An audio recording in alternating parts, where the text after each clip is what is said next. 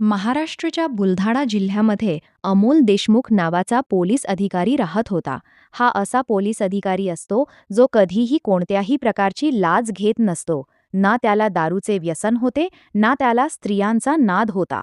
महिलांपासून तर तो खूप अंतर ठेवून राहत होता. अमोल देशमुखच्या कुटुंबात त्याची बायको असते जिचं नाव माधुरी पाटील असतं. माधुरी ही दिसायला खूप सुंदर आणि आकर्षक महिला असते. या कॉलनीमध्ये राहणारा जो कुठलाही पुरुष एकदा माधुरीला पाहायचा तो फक्त तिला पाहतच राहायचा, कारण माधुरीचे सौंदर्य खरोखरच पाहण्यासारखे होते. आता माधुरी अशी महिला असते जी आपल्या नवऱ्याला रोज एकच गोष्ट सांगायची, तुम्ही सुद्धा इतर पोलिसांसारखी लाज घेणे सुरू करा. पण तिचा नवरा सुरुवातीला तिच्या सगळ्या गोष्टी एका कानाने ऐकून दुसऱ्या कानाने सोडून द्यायचा. हा पोलीस अधिकारी दररोज सकाळी साधारण 8 वाजता आपल्या पोलीस स्टेशनमध्ये जायचा आणि रात्री साधारण 9 वाजता तो घरी परत यायचा.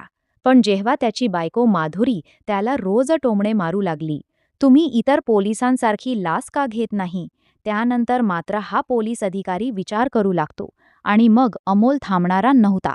त्यानंतर अमोल देखील इतर पोलिसांसारखी लाच घेणे सुरू करतो. आणि जेव्हा अमोल देशमुख लाच घेणं सुरू करतो, त्यानंतर अमोल देशमुख परत स्त्रियांनाही पसंत करू लागतो. आणि रात्रीच्या वेळी अमोल इतर महिलांसोबत वेळ घालू लागतो. अशा प्रकारे दिवस जात असतात. आणि मग तारीख येते 20 मार्च 2026 ची सकाळी साधारणपणे 8 वाजता अमोल आपल्या घरातून पोलीस स्टेशनमध्ये जातो. पोलीस स्टेशनमध्ये गेल्यानंतर तो दिवसभर ड्युटी करतो आणि ड्युटी संपल्यानंतर रात्री साधारण 8:30 वाजतात त्यावेळी अमोल आपल्या पोलीस ठाण्यामधून बुलेट मोटरसायकल घेऊन बाहेर पडतो. आणि जेव्हा तो बाहेर पडतो, थोडं अंतर पार करतो, त्यावेळी मधल्या रस्त्यावर एका सुमसान ठिकाणी एक महिला उभी असते. त्या महिलेचं नाव प्रिया असतं. प्रिया हिचा रंग खूपच गोरा असतो आणि ती दिसायला अत्यंत सुंदर असते. प्रिया त्यावेळी त्या पोलीस अधिकाऱ्याला पाहून त्याच्या मोटारसायकल समोर उभी राहते आणि अमोल त्याच वेळी आपली मोटारसायकल थांबवतो आणि पाहतो की त्याच्या समोर एक खूपच सुंदर महिला उभी आहे. तिचे सौंदर्य पाहून पोलीस अधिकारी तिच्यावर खूप मोहित होतो. पण अमोलला माहीत नव्हतं की ही महिला धंदा करणारी आहे. आता अमोल जेव्हा त्या महिलेच्या जवळ जातो त्यावेळी प्रिया त्याला सांगू लागते, मला तुझ्यासोबत थोडा वेळ घालवायचा आहे आणि मला काही पैशांची देखील गरज आहे. जेव्हा ही गोष्ट स्पष्ट शब्दात सांगितली जाते त्यावेळी अमोल आधीच तिच्यावर मोहित झालेला असतो. अमोल या प्रियाला सांगतो, चल आपण एखाद्या हॉटेलमध्ये रात्र घालू. प्रिया म्हणते, जवळच माझी एक खोली आहे, आपण माझ्या खोलीवरच जाऊ. प्रिया खूप गरीब महिला असते आणि गरिबीमुळेच तिने देहव्यापार सुरू केलेला असतो. त्यानंतर अमोल पोलीस अधिकारी त्या महिलेला आपल्या बुलेट गाडीवर बसवतो आणि थोड्याच वेळात दोघे जण प्रियाच्या खोलीवर पोहोचतात. प्रियाच्या खोलीचे दार उघडले जाते आणि मग त्यानंतर दोघे जण खोलीमध्ये प्रवेश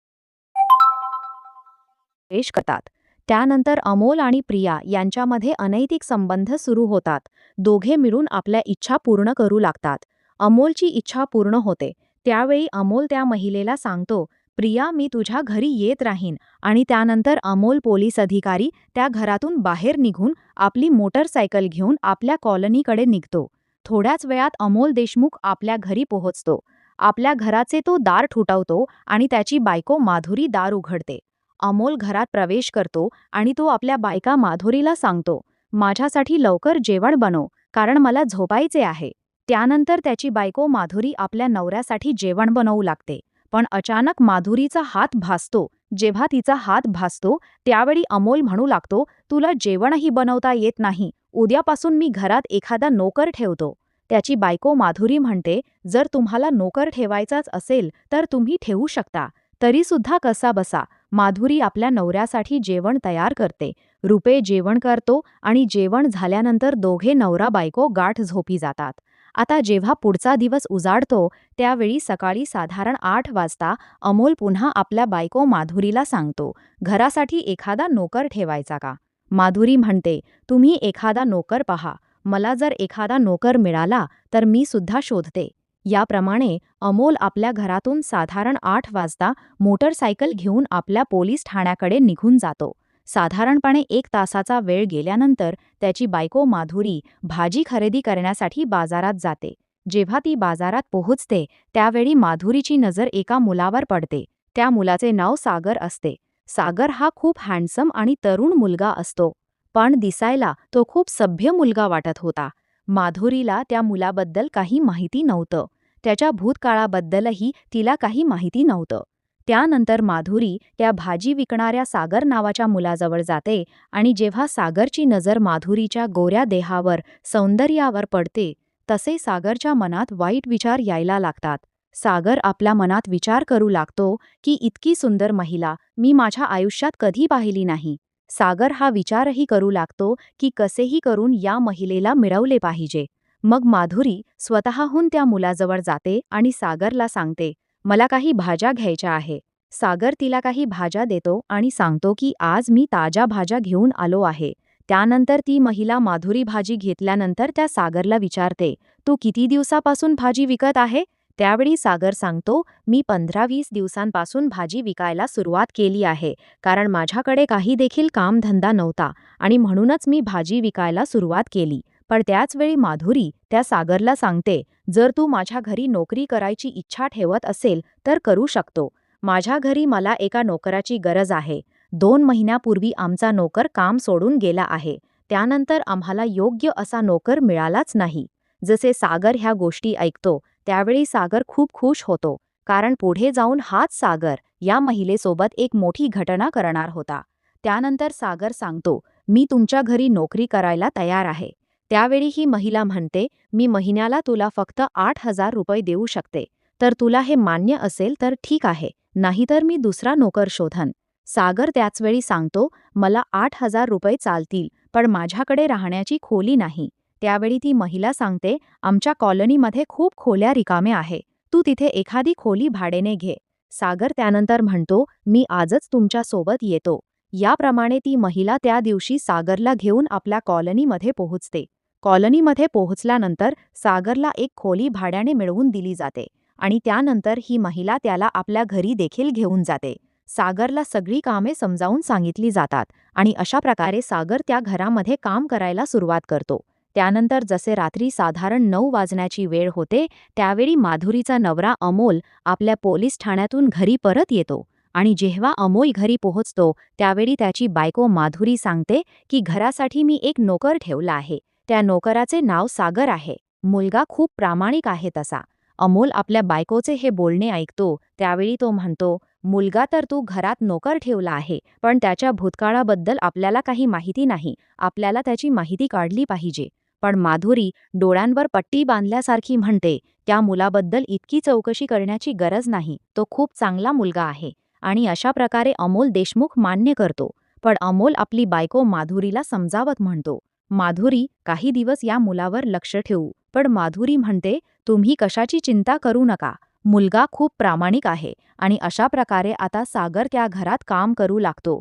बरेच दिवस निघून जातात आणि इतका वेळ गेल्यानंतर सागरने या महिला माधुरी आणि तिचा नवरा अमोल या दोघांचंही मन जिंकलेलं असतं. याप्रमाणे माधुरी आणि अमोल दोघेही या नोकरावर डोळे बंद करून विश्वास ठेवू लागतात. काही दिवसांचा वेळ निघून गेल्यानंतर एक तारीख येते, 15 एप्रिल 2026 ची. सकाळी साधारणपणे 8 वाजण्याचा वेळ झालेला असतो. नवरा अमोल आपल्या बायकोला सांगतो, मला पोलीस ठाण्यात जायचं आहे, पण पोलीस ठाण्यात जाण्यापूर्वी मी तुला 2 गोष्टी सांगू इच्छितो, की 2 रात्री मी घरी येऊ शकणार नाही. मला अत्यंत महत्त्वाचं असं काम आहे.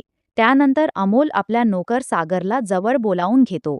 सागरला सांगतो, सागर, मी तुला 8,000 रुपये पगार आगाऊ देतो, कारण तू खूप मेहनतीने आणि प्रामाणिकपणाने घरात काम करतो. त्यानंतर सागरही खूप खुश होतो आणि त्यानंतर अमोल त्याला 8,000 रुपये देऊन टाकतो. 8,000 रुपये दिल्यानंतर अमोल आपल्या घरातून बाहेर निघून जातो. अमोलने आपल्या बायकोला जी गोष्ट सांगितली होती, तो 2 रात्री घरी येणार नाही, ती गोष्ट सागर नावाच्या मुलाने देखील ऐकलेली असते. त्यामुळे सागर खूप आनंदी झालेला असतो. आता सागर माधुरीसोबत एक मोठे कांड करणार होता. तसा 1 तासाचा वेळ निघून जातो. त्यावेळी सागर नोकर आपली मालकीन माधुरीला सांगतो, मालकीन बाई, मला 1 तासासाठी बाहेर जायचं आहे. मला माझ्या एका मित्राला भेटायचं आहे आणि माझं खूप महत्त्वाचं काम आहे. त्यावेळी मालकीन माधुरी सांगते, घरात लवकर परत ये. याप्रमाणे सागरला 8,000 रुपये मिळालेले असतात. तो ते पैसे घेऊन घरातून बाहेर पडतो. मधल्या रस्त्यातून तो काही नशेचे पदार्थ खरेदी करतो आणि ते घेतल्यानंतर एकांत जागी बसून बराच वेळ नशा करतो. नशा केल्यानंतर हा सागर नावाचा मुलगा एका मेडिकल दुकानात जातो. मेडिकल दुकानात विनोद नावाचा एक मुलगा बसलेला असतो. तोही याच प्रकारचा लोकांपैकी एक असतो. आता हा सागर त्या विनोद नावाच्या मुलाला जास्त पैसे देऊन त्या दुकानातून काही गुंगी आणणारे औषधी खरेदी करतो. ती औषधे घेतल्यानंतर साधारण 1.5 तासाच्या आत तो पुन्हा आपली मालकीन माधुरीला घरी परत येतो. माधुरी मालकीन बाईला तो सांगतो, "मी तुमच्यासाठी दुपारचे जेवण बनवतो." माधुरी खूप खुश होऊन सांगते की लवकर जेवण बनव, मला खूप भूक लागली आहे. सागर त्यानंतर जेवण बनवायला सुरुवात करतो आणि जेव्हा तो जेवण बनवतो त्यावेळी तो त्या जेवणामध्ये गुंगी आणणारी औषधे मिसळतो.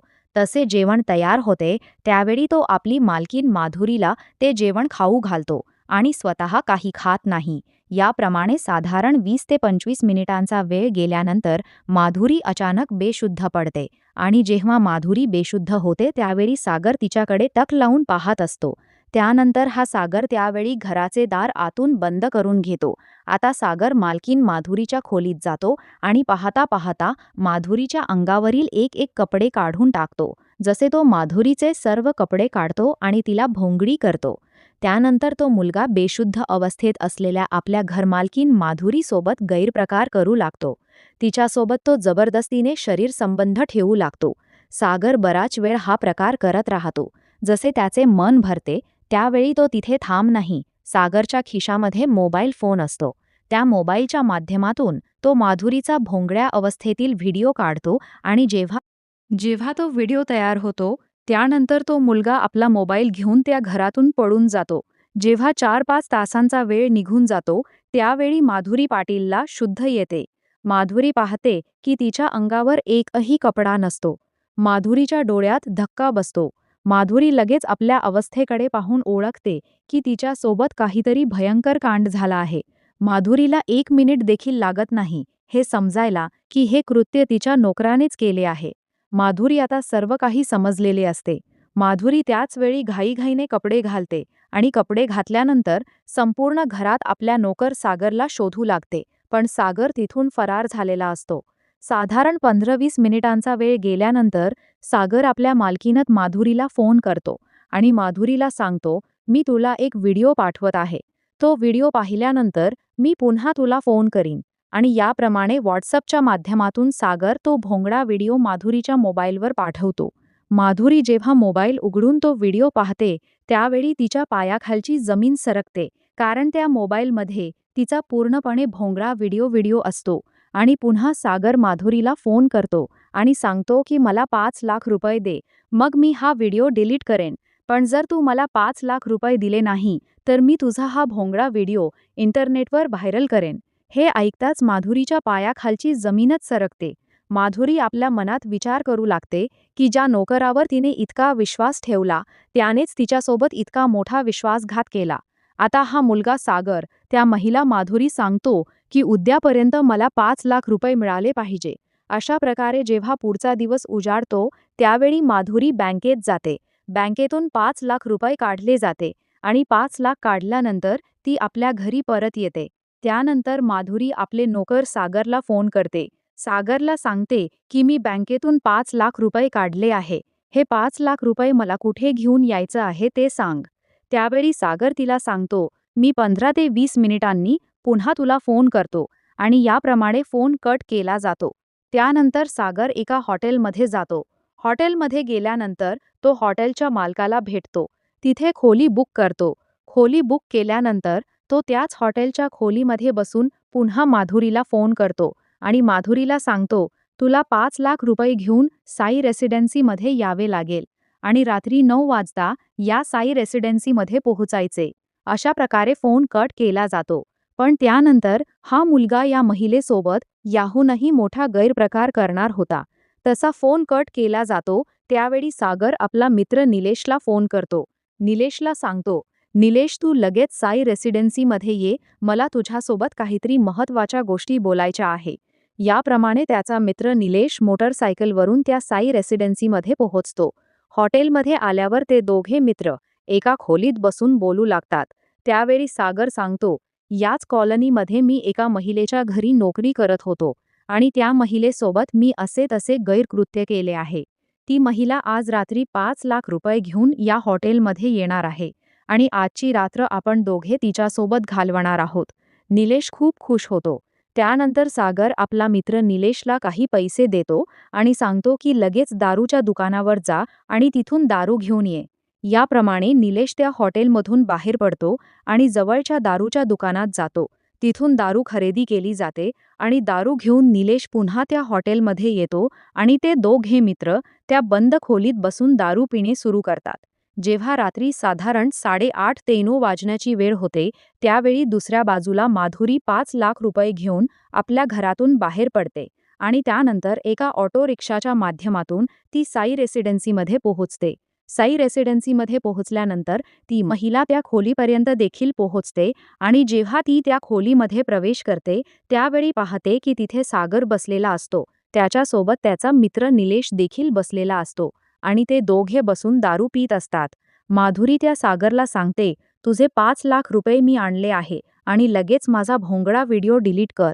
पण सागर सांगू लागतो, तुझा व्हिडिओ मी डिलीट करणार नाही. याप्रमाणे सागर तिच्याकडून 5 लाख रुपये देखील घेतो आणि व्हिडिओ देखील डिलीट करत नाही. वरून सागर माधुरीला सांगतो, आजची रात्र तुला आमच्या दोघांसोबत घालवावी लागेल. तसे आम्ही दोघे रात्र घालू. त्यानंतर आम्ही तुझा व्हिडिओ सकाळी डिलीट करून टाकू. माधुरीकडे दुसरा कोणताच पर्याय उरत नाही. माधुरी मजबूत होते आणि अशा प्रकारे निलेश त्याच वेळी त्या खोल्याचे दार बंद करतो आणि त्यानंतर निलेश आणि सागर या दोघेजण मिळून महिलेसोबत गैरप्रकार करू लागतात. ते दोघे मुलगे फागून पुढून तिच्या इच्छेविरुद्ध तिला भोंगडी करून तिच्यासोबत जबरदस्ती करू लागतात. हा गैरप्रकार बराच वेळ सुरू राहतो. तसे त्या दोघांचेही मन भरते. त्यानंतर सागर त्या महिला माधुरीला सांगतो, आम्ही जेव्हा तुला या हॉटेलमध्ये बोलावू त्यावेळी तुला यावे लागेल. जर तू आली नाही तर आम्ही तुझा व्हिडिओ इंटरनेटवर व्हायरल करू आणि तुला कुठेही तोंड दाखवायला जागा ठेवणार नाही. जेव्हा माधुरीला ही गोष्ट सांगितली जाते त्यावेळी माधुरी पूर्णपणे तुटून जाते. माधुरी आपल्या मनात विचार करू लागते की तिच्या नोकराने तिला किती भयंकर जाळ्यात अडकवले आहे. पण आता माधुरीकडे कोणताही दुसरा पर्याय उरत नाही. अशा प्रकारे माधुरी त्यांना 5 लाख रुपये देऊन बसलेली असते आणि त्यानंतर निलेश त्या महिला माधुरीला घेऊन त्या हॉटेलमधून बाहेर पडतो. तिला ऑटो रिक्षात बसून घरी पाठवून देतो. घरी आल्यानंतर माधुरीला अजिबात झोप लागत नाही. ती संपूर्ण रात्र हा विचार करत राहते की हे मुलगे आता आयुष्यभर माझ्याकडून पैसे उकळत राहतील आणि माझ्यासोबत गैरप्रकार करत राहतील. याप्रमाणे माधुरी पाटील पूर्णपणे मजबूर आणि लाचार झालेली असते. पण माधुरी ही गोष्ट ना आपल्या नवऱ्याला सांगते नाही. इतर कोणाला सांगते ही माधुरीची सर्वात मोठी चूक ठरते. ही तिची सर्वात मोठी गलती ठरते. माधुरीना पोलीस स्टेशनमध्ये जाण्याचे धाडस करू शकते ना. ती कोणाकडे मदत मागू शकते. अशा प्रकारे हे दोघे मुले त्यांचे जेव्हा मन होईल त्यावेळी त्या महिलेला हॉटेलमध्ये बोलवायचे आणि तिला भोंगडी करून मागून पुढून तिच्यासोबत कार्यक्रम करायचे. अनेक दिवसांचा वेळ निघून जातो आणि तारीख येते 28 एप्रिल 2026. संध्याकाळी साधारण 6 वाजण्याची वेळ झालेली असते. त्यावेळी सागर माधुरीला फोन करतो. माधुरी पाटीलला सांगतो, 2 लाख रुपये घेऊन तुला साई रेसिडेन्सीमध्ये यावं लागेल. पण माधुरी म्हणते, माझ्याकडे आता काहीच पैसे राहिले नाही. मला बँकेत जावे लागेल आणि बँकेतून थोडेफार पैसे काढावे लागतील. आता बँक देखील बंद झाली. त्यावेळी सागर सांगतो, काही हरकत नाही. तू उद्या बँकेत जा. बँकेतून पैसे काढल्यानंतर उद्या रात्री साधारण 9 वाजता नंदिनी तू हॉटेलमध्ये ये. अशा प्रकारचे बोलणं करून फोन कट केला जातो. त्यानंतर माधुरी दुसऱ्या दिवशी सकाळी साधारण 10 वाजता आपल्या बँकेत जाते. बँकेतून 2 लाख रुपये काढले जातात. 2 लाख काढल्यानंतर ती आपल्या घरी परत येते आणि रात्र होण्याची वाट पाहू लागते. तसे रात्री साधारण 8 वाजतात. त्यावेळी सागर पुन्हा माधुरीला फोन करतो. माधुरीला सांगतो, आज रात्री साधारण 9 वाजता नंदिनी तू हॉटेलमध्ये ये. त्यावेळी माधुरी सांगते, मी तुला फोन करेन आणि तू एखाद्या मुलाला मला घेण्यासाठी पाठव, कारण त्यावेळी इथे ऑटो रिक्षा देखील मिळत नाही. पण आज ही महिला माधुरी काहीतरी मोठा निर्णय घेऊन बसलेली असते आणि म्हणूनच ऑटो रिक्षावालीची गोष्ट तिने खोटी सांगितलेली असते. याप्रमाणे जेव्हा रात्री साधारण 9 वाजतात त्यावेळी माधुरी आपल्या स्वयंपाकघरातून एक चाकू उचलते चाकू उचलल्यानंतर ती आपल्या घरातून बाहेर पडते. हाच तिचा नवरा घरात नसतो. त्यावेळी ही महिला सागरला पुन्हा फोन करते आणि सांगते, एखाद्या मुलाला माझ्या घरासमोर पाठव. सागर त्याच वेळी निलेशला फोन करतो. निलेशला सांगतो, तू माधुरीच्या घरी जा, माधुरी तुझ्या मोटरसायकलवर बसून या हॉटेलमध्ये येईल. निलेश त्याच वेळी मोटरसायकल घेऊन माधुरीच्या कॉलनीमध्ये पोहोचतो. माधुरी त्याच्या येण्याची वाटच पाहत असते. त्यानंतर निलेश आणि माधुरी दोघे मोटरसायकलवर बसून साई रेसिडेन्सीकडे निघतात. साई रेसिडेन्सीमध्ये आधीपासूनच खोली बुक केलेली असते आणि त्यानंतर ते दोघे जण त्या खोलीमध्ये जातात. खोलीत गेल्यानंतर सागर निलेशला सांगतो, माधुरी आपल्याजवळ आली आहे आणि पैसे देखील आले आहे. तू असे कर, काही पैसे घे आणि दारूच्या दुकानात जा आणि दारू घेऊन ये. त्यानंतर निलेश दारूच्या दुकानात जातो, काही खाण्यापिण्याचे सामान घेऊन येतो. दारू देखील तो घेऊन येतो आणि हे सर्व सामान घेऊन ते पुन्हा साई रेसिडेन्सीमध्ये परत मागे येतो. हॉटेलमध्ये आल्यानंतर आता ते तिघे जण एका खोलीत बसलेले असतात. त्यामध्ये सागर आणि निलेश दोघेही दारू पिणे सुरू करतात. दोघांनाही इतकी नशा झालेली असते की त्यांचे पाय डगमग करत असतात आणि या संधीचा फायदा घेत माधुरी पटकन आपल्या पर्समधून तो चाकू बाहेर काढते. चाकू बाहेर काढताच सर्वात आधी तो सागरच्या पोटात 3-4 वेळा खुपसला जातो. सागर खाली कोसळतो आणि दुसरा मुलगा निलेशला सावरण्याची संधी देखील मिळत नाही. त्याच्या छातीत 2-3 वेळा चाकू मारले जातात. दोघेही खाली पडतात, पण माधुरी तिथे थांबत नाही. माधुरी सर्वात अधिक सागरचा गळा चाकण्याची चिरते. तसेच सागरचा मृत्यू होतो. तरी सुद्धा माधुरी थांबत नाही. माधुरी दुसरा मुलगा निलेशच्या छातीत 4-5 वेळा चाकूने वार करते. निलेश देखील जागीच मृत्यू पावतो. त्यानंतर माधुरी रक्ताने माखलेला चाकू घेऊन त्या हॉटेलमधून बाहेर पडते. जसे हॉटेलच्या मालकाची नजर त्या महिलेच्या हातातील चाकूवर आणि त्यावरील रक्तावर पडते, त्यावेळी हॉटेलचा मालक देखील घाबरून जातो. हॉटेलचा मालक आपल्या वेटरांना आवाज देतो आणि कसेबसे सर्वजण मिळून माधुरीला पकडून ठेवतात. त्यानंतर हॉटेलचा मालक जवळच्या पोलीस स्टेशनमध्ये फोन करतो. पोलिसांना घटनास्थळी बोलावलं जातं. पोलीस घटनास्थळी पोहोचल्यानंतर सागर आणि त्याचा मित्र निलेश यांचे मृतदेह ताब्यात घेतात. दोघांचे मृतदेह पोस्टमार्टमसाठी पाठवले जातात. त्यानंतर पोलीस या महिला माधुरी पाटीलला अटक करतात. माधुरीला अटक करून पोलीस स्टेशनमध्ये नेले जात आणि जेव्हा माधुरीची संपूर्ण चौकशी केली जाते, त्यावेळी सविता आपली संपूर्ण कहाणी पोलिसांसमोर सांगते. सविता सांगते, माझ्या नोकराने बेशुद्ध अवस्थेत माझ्यासोबत गैरप्रकार केला होता. त्याने माझा भोंगळा व्हिडिओ बनवला आणि त्या व्हिडिओच्या जोरावर त्याने माझ्याकडून अनेक लाख रुपये देखील उकळले आणि त्यानंतर तो मला हवे त्यावेळी हॉटेलमध्ये बोलवायचा आणि माझ्यासोबत भोंगळा करून शरीर संबंध करायचा. पोलीस जसे माधुरीची ही गोष्ट ऐकतात तसे त्यांच्या पायाखालची जमीन सरकते. पण माधुरीने 2 खून केलेले असतात. त्यानंतर पोलीस माधुरी विरुद्ध चार्जशीट दाखल करतात. अशाच नवनवीन स्टोरी ऐकण्यासाठी आपल्या या मराठी चॅनलला सबस्क्राईब करा आणि आपल्या प्रतिक्रिया कमेंट बॉक्समध्ये कळवा.